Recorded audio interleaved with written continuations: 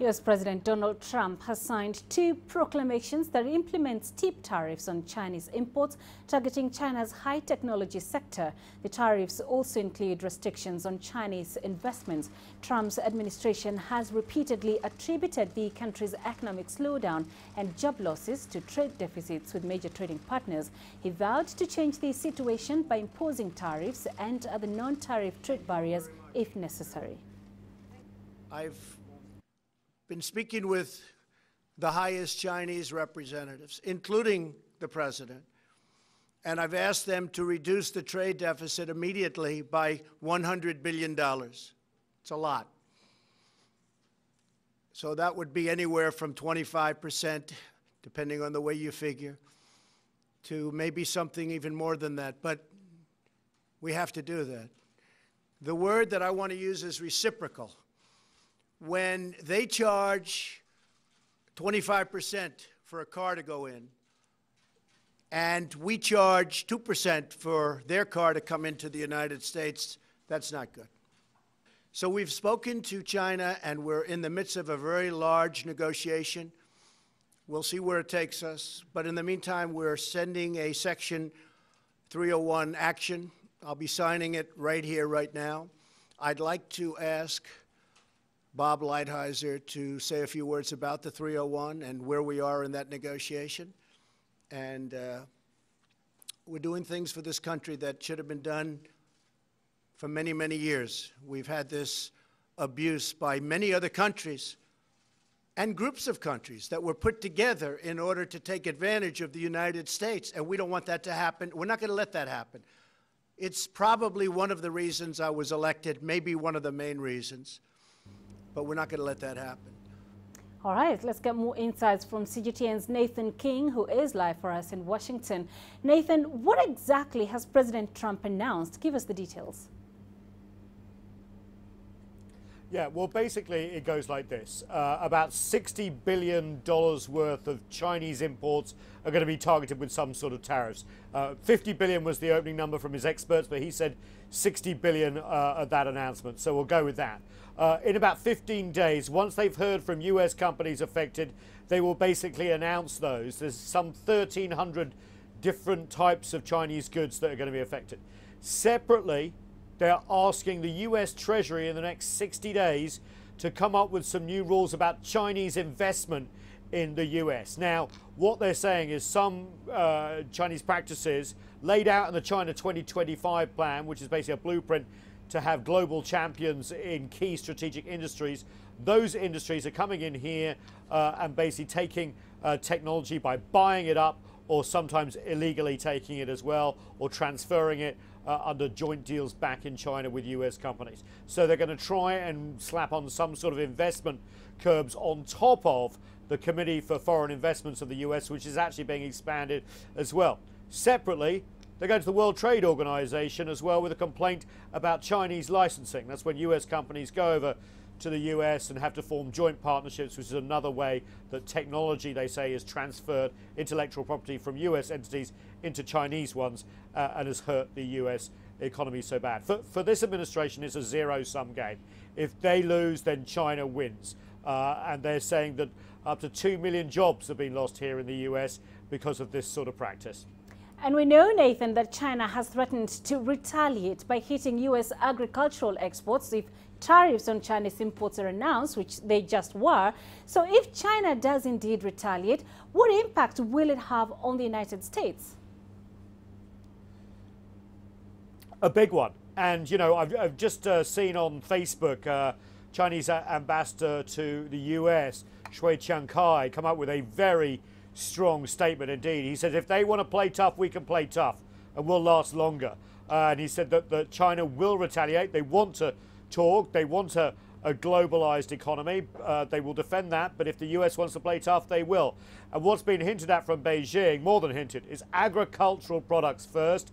That means soybeans, for example. Nearly $14 billion were exported by US farmers to China in 2016. And that means states like Iowa, red states that voted for Donald Trump, that will vote again in November for the congressional elections. That could hit him hard. Also aerospace, Boeing. Boeing signed a big order recently when Donald Trump was in China, also when President Xi Jinping came here as well in the previous administration. They could cancel some of those orders and easily move them to Airbus in Europe, or buy soybeans, for example, from Brazil and Argentina.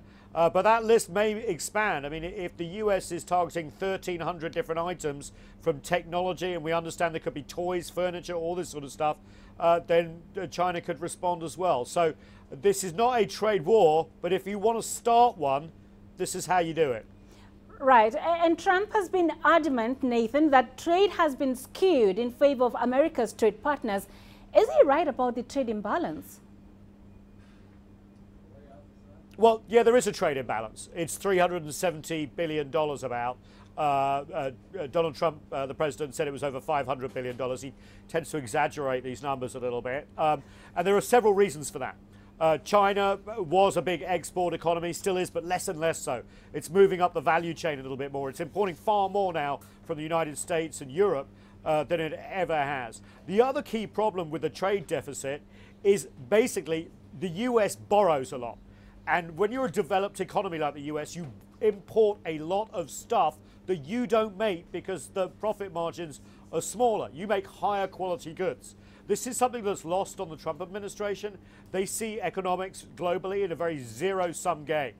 If I win, you lose. If you win, I lose. That is not essentially how the globalized economy works. They do have some points. They do. The pace of reform in China when it comes to opening up its own markets has been slower than a lot of Western countries, not just the US, but the European Union and others has wanted. China has its own reasons for going slower than other countries want to expect. But what China is saying is, let's sit down, let's talk this over, let's work out a plan. The US says, no, we've talked enough, it's been going on for decades, time for action.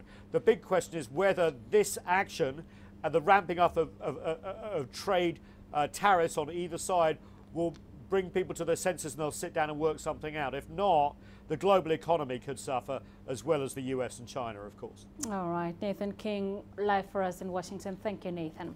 CGTN spoke to Professor Arthur Dong from McDonough School of Business at the Georgetown University about that trade dispute between China and the United States. Section 301 has been used intermittently over past periods, but what has risen to the attention of the Trump administration is that they are extremely concerned about the sort of the passing of intellectual property to Chinese entities. And many American companies have voiced this concern over the years, and certainly now they have a welcome audience in President Trump. And so many have thought that his trade sort of skepticism was just campaign talk in the run-up to his election to the presidency.